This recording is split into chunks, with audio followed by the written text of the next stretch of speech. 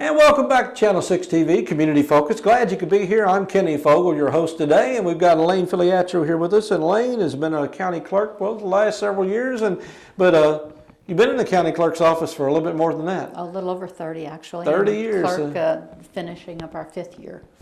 But you know your way around now. Well, I think I do, yes. I tell people I do. Well, a lot of people know, obviously, the county clerk's office when it comes time to renew their tags or do things like that, but there's a lot goes on in your office and a lot of people just don't know about it. And I will get into some of that a little later, but basically, what keeps you the busiest every day?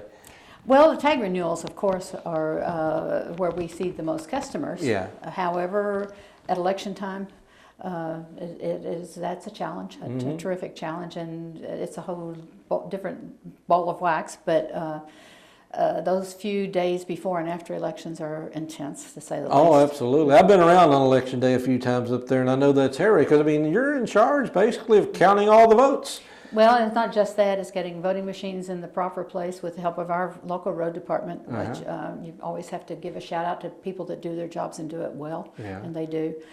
Clay Blanchett is our machine technician. Those voting machines, you just pray literally that they perform. Yeah.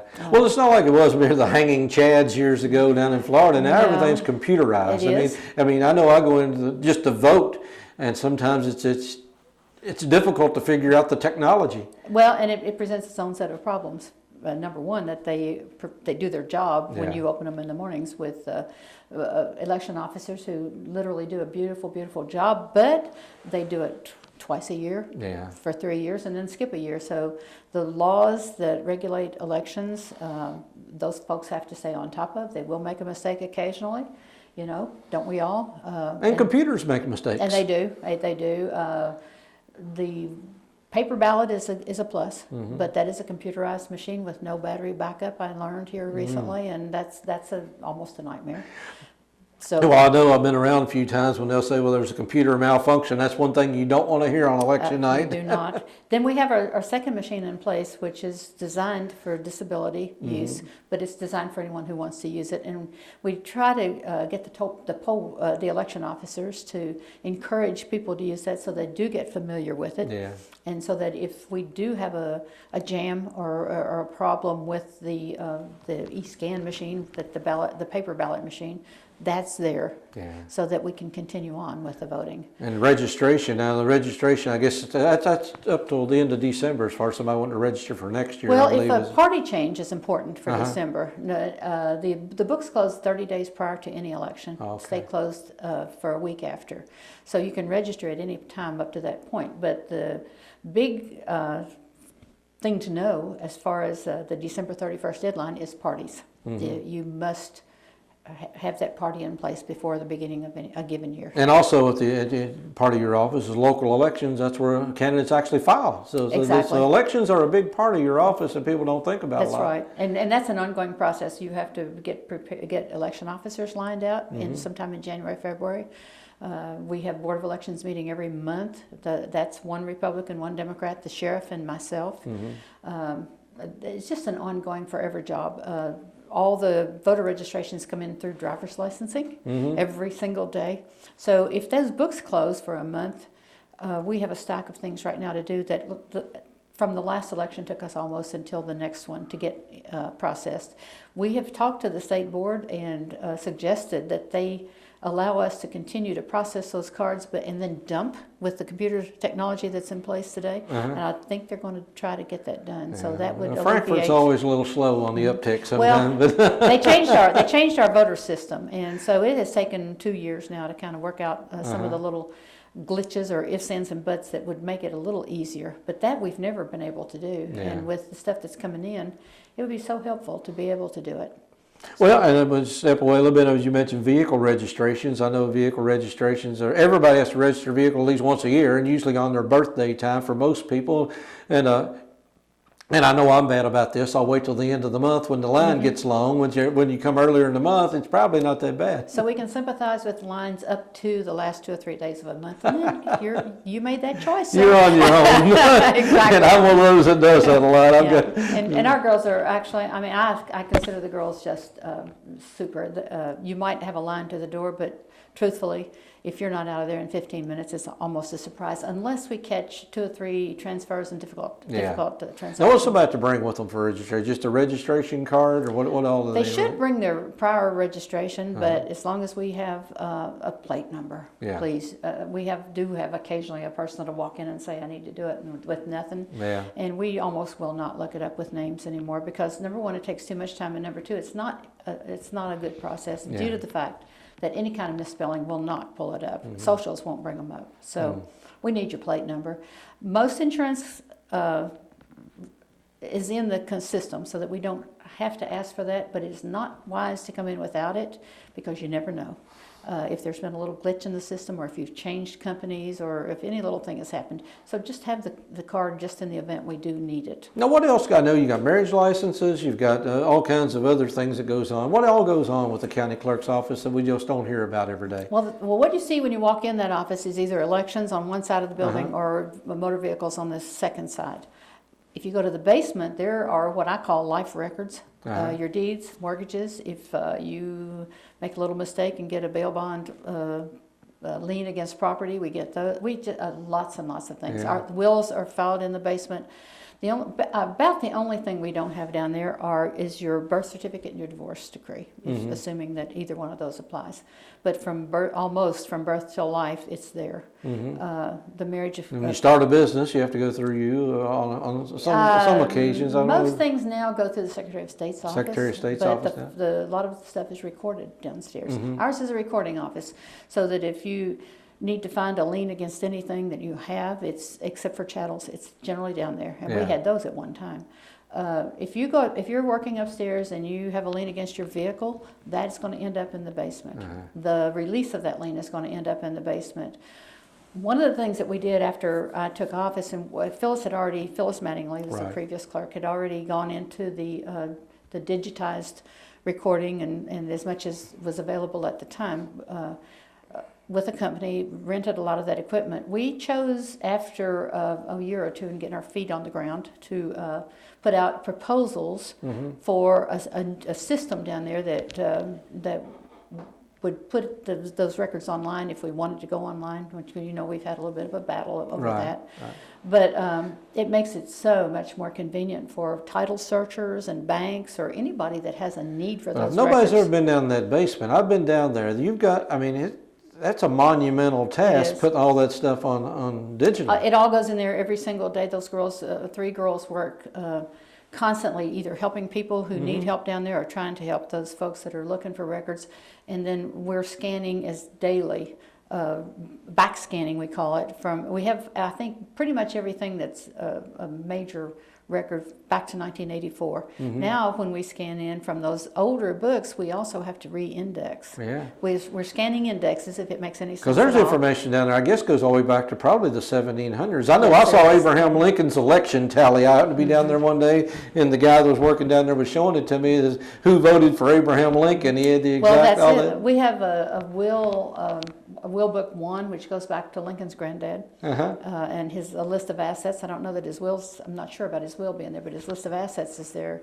There are some of the most interesting old records in the basement, which on my bucket list, if I had one, would be to get all those records scanned, but we don't even have them indexed. So we did have a gentleman down there who was an archivist who did marvelous work. Who we lost. Marilyn Moore works down there now, and she was working with this gentleman. And as much as we can do to organize that material and know where it is and what it is, we're working at that. Well, I know at one time I had my uncle went down who's constantly up to the county clerk's office doing genealogy work.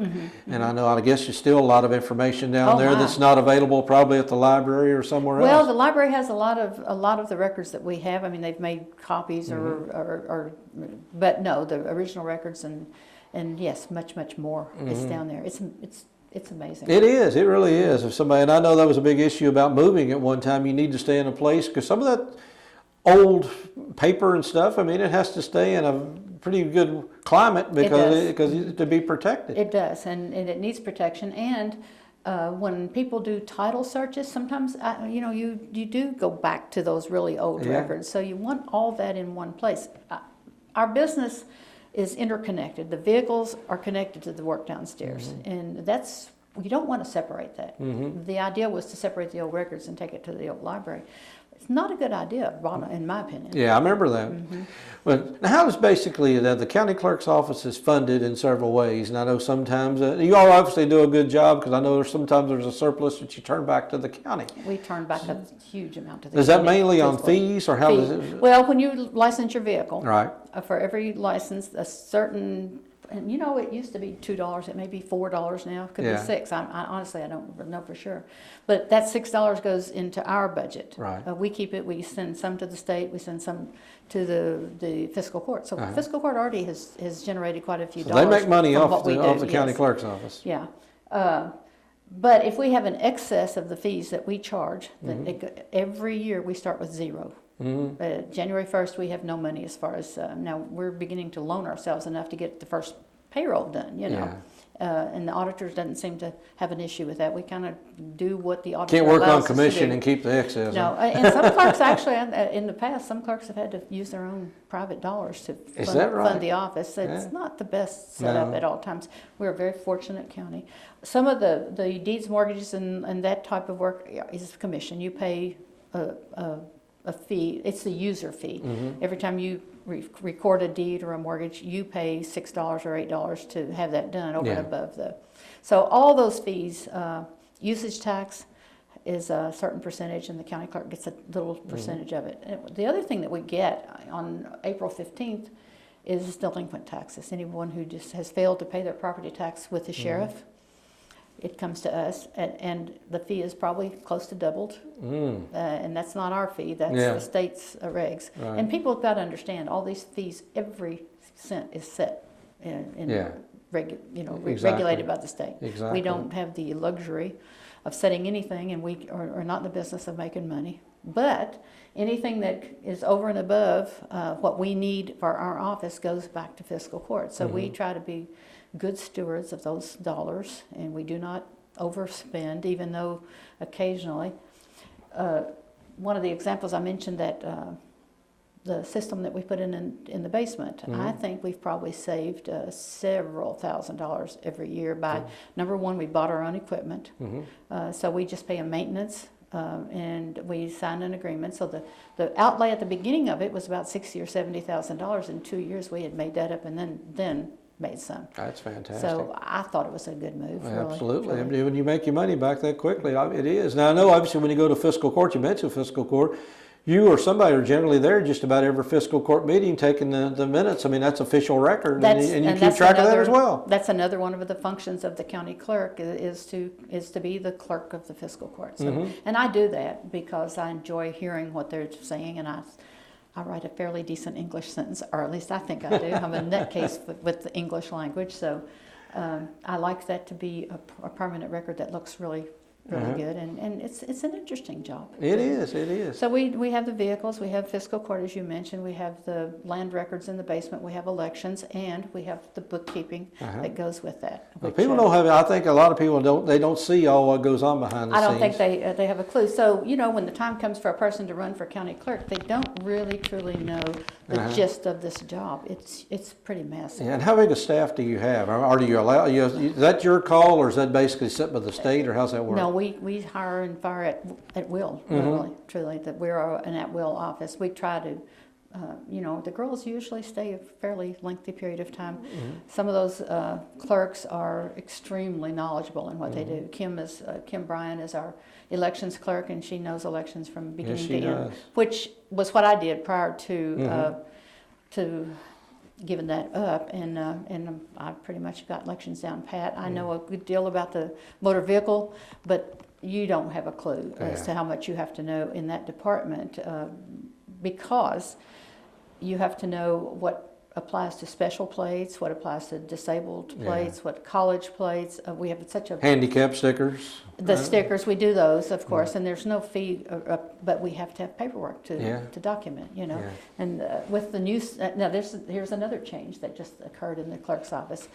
The state is working diligently to go to a different computer system. Our computer is based from 1983, So they put in the pod scanners, which has eliminated a lot of the paper. As soon as they catch up, hopefully it'll eliminate a little more, because we have boxes of papers sitting there waiting to be destroyed. Yeah. But they have to make sure that it's all in the system. So we're a computer-dependent country. We are. It's a little frightening. It is. It really is. If they go down, we're in trouble. So just that one part of that office, keeping up with inventory is massive.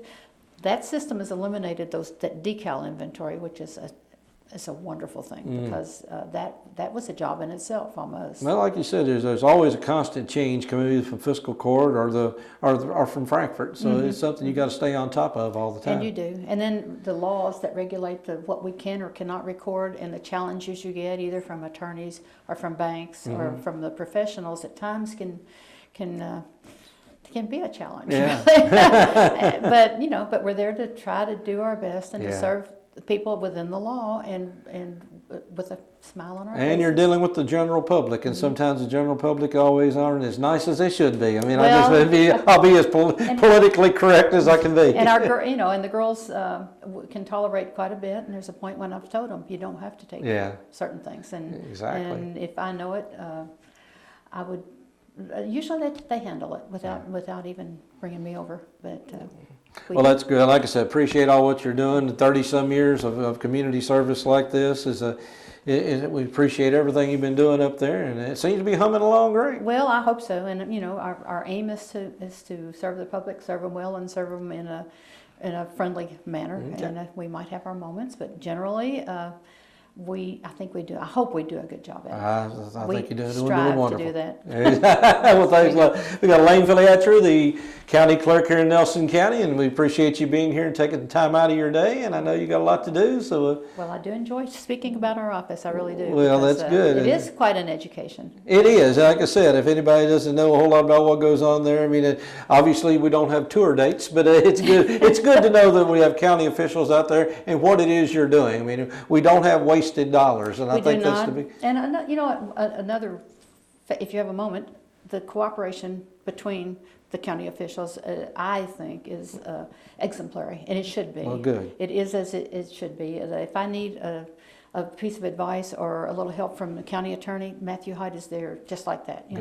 The sheriff, if we have occasion to need that office, or the city police, since we are located in the city, all we have to do is hit. We're all on speaking terms. We are, and with the county judge, I mean, he's just he bends over backwards to help us if we need help. So I deeply appreciate that myself. Well, that's fantastic. Well, good. We're glad you could turn in, and Elaine, we do appreciate you being here today, and hopefully you'll stick around. We got a lot more to come, and get in there and register your vehicle just a little bit quicker than I do. About the middle of the month, probably tickle them to death instead of showing up the last day. Stick around. We got a lot more to come here on Community Focus, Channel 6 TV. We'll be right back.